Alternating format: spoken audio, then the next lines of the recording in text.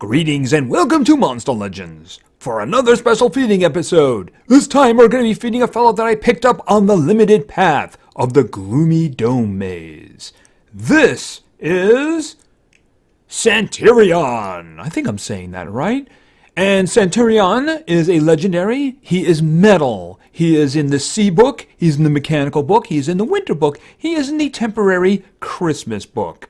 He also didn't show up with any coal stuffing up his rune slots, which is very, very nice of him.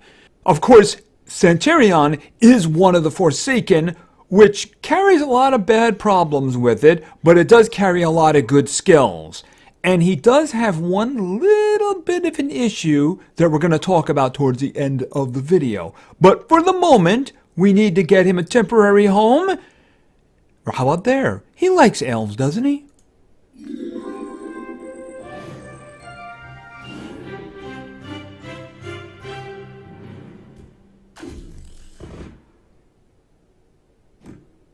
Yes, I just called a leprechaun an elf. I'm in a lot of trouble now. Okay, so there he is. Let's check him out. Rusty. Oh, I might just keep that. That's just... Yeah, you know what? There must be some AI behind that one, because I think I might just keep it. Alright, so this is Santerion. He is a legendary. He is a metal. He's also, as you can see from the little symbol down there, he's one of the Forsaken. He has an evolving trait. First and foremost, he has this one, indicating he is one of the Forsaken, and he's exclusive. It means you cannot own two of him. You can only rank him up with his own cells, and you cannot trade his cells. So that can be very difficult to get to the higher rankings. He also begins hardened, so he has a 20% chance to resist negative status effects. And most importantly, he starts with a status cast for Mega Taunt. It probably lasts for 3 turns, but it is an effect he puts on himself, so it can be removed. And that's going to be one of the problems we're going to see down the line. But first, let's look at the other rank ups. At rank 1, he keeps hardening, but the Mega Taunt moves into the trait. And I think that this is kind of the way the character is designed for that. We'll talk about that later. At rank 3, he also becomes an artifact. So he loses the hardening, he becomes an artifact, which means he cannot have status effects, good ones or bad ones. At rank 4, he also gains a status cast for damage reduction to all enemies. It's usually 50%. Probably lasts for like 3 turns or something like that, but I don't have the details on that. So he is a Mega Taunt tank right out of the box. But of course, rank 1 is where it becomes a lot more powerful. Alright, so let's check out his stats. Now his stats are going to be good because, again, he's one of the Forsaken. Alright, his strength is pretty good, indeed. His life is enormous, which is a really good thing considering I'm going to be putting all life on him. All life. All life. His speed is pretty good. It's not a speed demon, but it's okay. It's definitely going to do the job. It's not something that he needs, but if he does have it, he's got a lot of things that are going to make that very, very useful. All right, let's check out his initial skills. All right, we begin with if kid equals good, deliver gift. Deals low physical damage to one enemy. Okay, so is he doing low physical damage to the kid, or is it if the kid is bad? That's weird. Also, we have else deliver coal. Deals moderate metal damage to one enemy. Okay, so the coal is a moderate metal damage hit, but the good kid is a low physical damage hit. We're hitting the kid? That's kind of weird. All right, and of course, his special skill, Uncontrollable Christmas. Deals heavy metal damage to all enemies, activates all cooldowns on all enemies, applies 2 random torture effects to all enemies. Okay, somebody got mad at Christmas. Wow, that's a lot of coal right there. Santerion is a state-of-the-art, impressive, yet friendly robot created by Angenica to help Thundir bring gifts and joy to all the monsters in the world. It can get through storms and face villains if they try to get in the way. Once a year, Thundir chooses gifts and lucky receivers, and Santerion does the delivery. Perfect team. Alright, so this guy obviously needs to eat. We don't have cookies, but we do have tomatoes. So let's get him to his final form at level 4. There he is. Okay, he's had a lot of tomatoes. Kind of big there, but then again, we kind of want him big because he's going to be taking the hits. Alright, so let's get to level 7 and begin the skills. Cookie Input Port. Deals heavy special damage to one enemy, applies a random negative status effect to one enemy. That is his first skill. 0 cooldown. Just to give you an idea where he's going, right? Alright, so let's continue to level 10. Elf Unit Logistics. Deals moderate metal damage to all enemies, applies nanovirus to all enemies. 1 round cooldown. Wow, okay. And the chances are we're probably not keeping any of those. Alright, so let's continue to level 15. Toy Boltzmann Machine. Removes all negative status effects from itself, gives 1 extra turn to itself. Oh, that's a high stamina. Alright, well that sounds good, but obviously we're not going to be keeping that one. Alright, so let's continue to level 20. Markov's Countdown Chain. Removes positive status effects from one enemy, applies a random negative status effect to one enemy, applies a random torture to one enemy. Okay, can we make that all enemies? Then that'll be good then. Alright, so let's get to level 25. And another skill.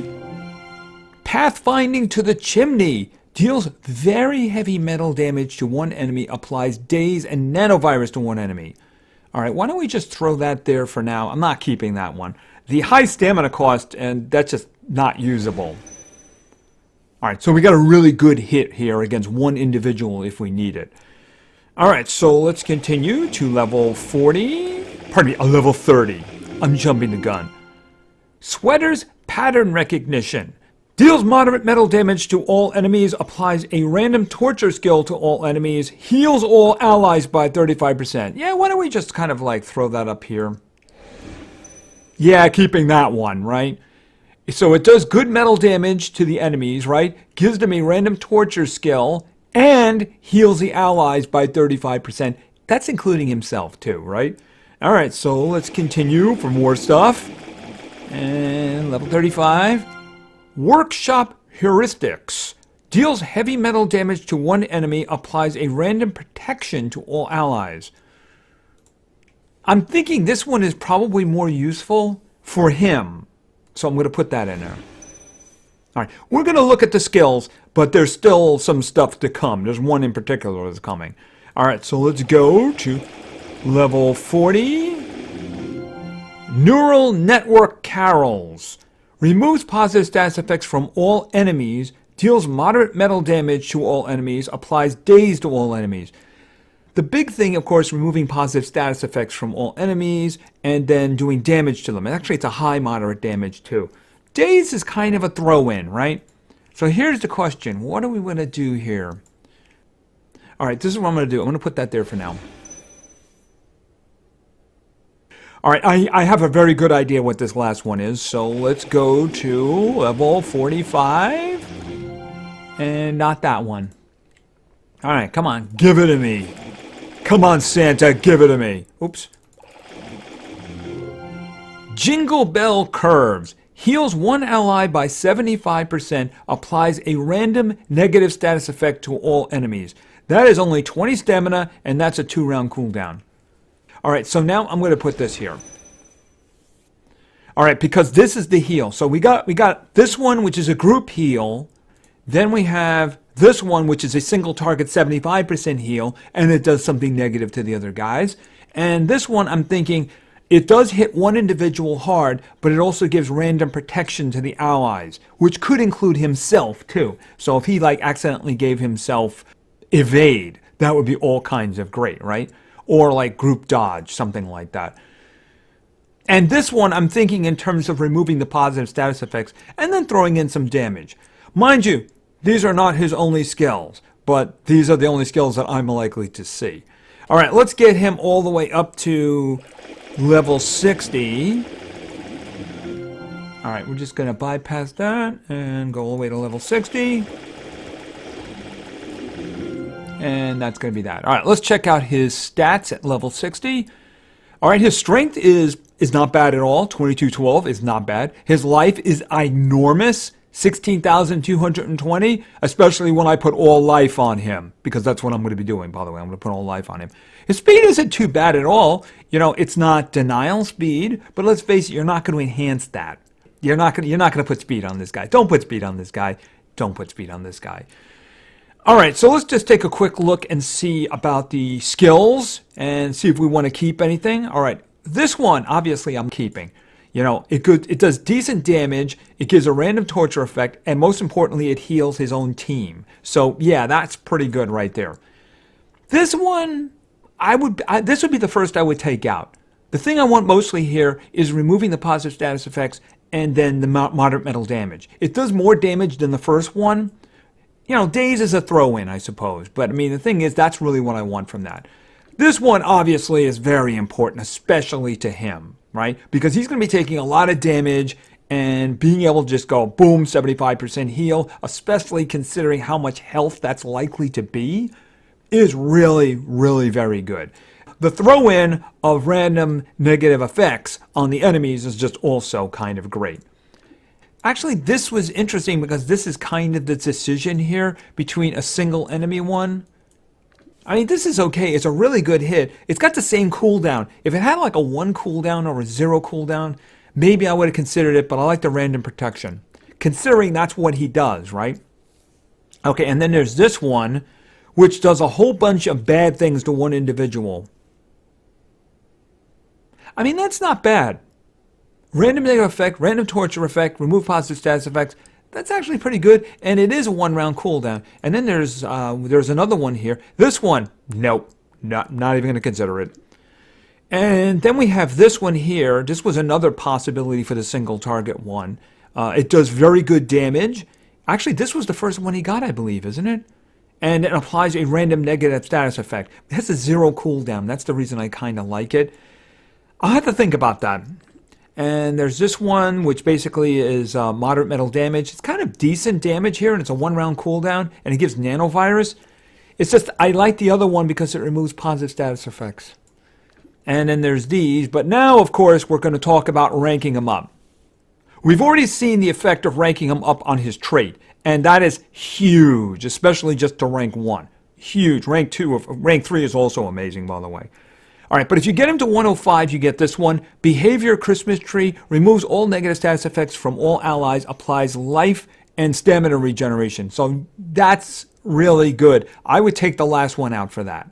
I would have to work something else out, but that's really good right there. Very good for keeping your team alive, right? And then we have Ho Ho Ho EXE. Deals heavy special damage to all enemies, heals allies by 50%. I might take the first one out for that. I don't know if I would run 2 of them. That'd be kind of interesting, you know, running 2 that actually heal the entire group. And then still have the other one left over, the single target one. All right, if you get him to 115, you get Gifting Algorithm, applies a random negative status effect to all enemies, applies a random positive status effect to all allies, and gives an extra turn. See, that's a better get extra turn one, not like the other one. This is a really good one right here. Do something bad to them, do something positive to my guys, get an extra turn. You can use your other skills back a little bit quicker. And then finally, if you get him to 120, which I never will, you get Bernoulli Coal Distribution. Deals massive metal damage to one enemy, applies 2 random torture skills to all enemies. So that's a single target, you hit him massively, right? And then you just give 2 random torture effects to his entire party. That is very, very good. That's a great single target guy. But the thing is, I have to say the big thing regarding this guy is right here. Right in the evolving trait. That rank 1, that's kind of something. Because when we went through the skills, did you notice what wasn't there? There is no way for him to put Megataunt back on himself. There is no skill for that. His skills assume you get him to rank 1. So when that's gone, either when it wears off or it's removed, it's not going back. So that's an important distinction. all the other Megaton tanks, even the ones who don't start with it, they have a skill to put it on themselves, whether they started with it or not. So that's what makes him different. His skills assume you are getting him to rank 1. So that's an important thing to remember for the future. It means that you really need to group him with somebody who is going to immediately take advantage of the situation and shut the other side down.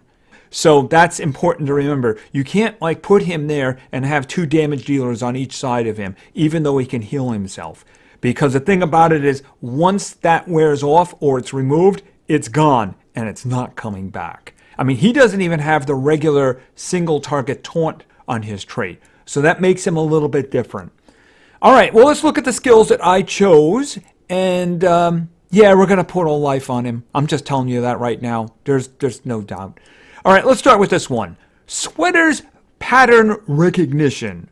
Deals moderate metal damage to all enemies, applies a random torture skill to all enemies, heals all allies by 35%. All right, so obviously you probably wouldn't want to lead with this one because you'd be wasting the heal. I just put it up in front because I like it up in front, right? Then we have this one. Neural Network Carols. Removes positive status effects from all enemies, deals moderate metal damage to all enemies, applies daze to all enemies. If there's a Megaton tank on the other side, that's not a bad way to start because you'll immediately remove it, right? So that's something to keep in mind. Then we have this one, Jingle Bell Curves. Heals one ally by 75%, applies a random negative status effect to all enemies. So he's going to heal somebody for 75%, including himself, and then he's going to do something bad to the other team. That's a wonderful throw-in, very good skill. And then we have this one, Workshop Heuristics.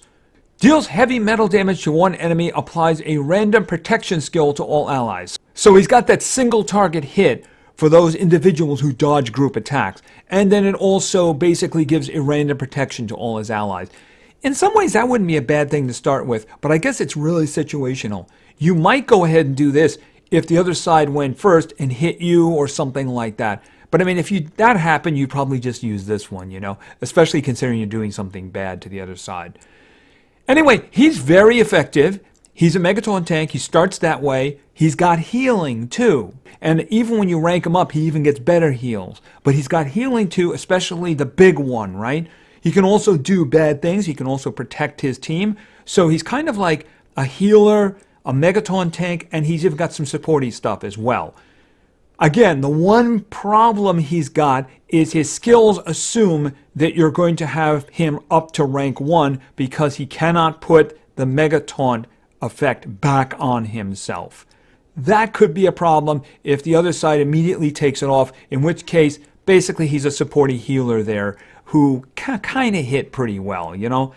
That's important, and of course, because he's one of the Forsaken, it's not easy to rank him up if you don't get the cells from the actual maze that's still running now. Like me, I am absolutely not going to get the 120 cells of him that I need. Absolutely not. So that means, yeah, unfortunately, cha-ching, cha-ching. And in terms of ruins, I already said it, yeah, all life. You're just going to put all, don't put anything else on him, just all life. Anyway, this is Santerion. He is very good. He is one of the Forsaken, so of course he is. He'll be testing very soon. Thank you very much for your attention. I really appreciate it. And play games because games are fun. See ya.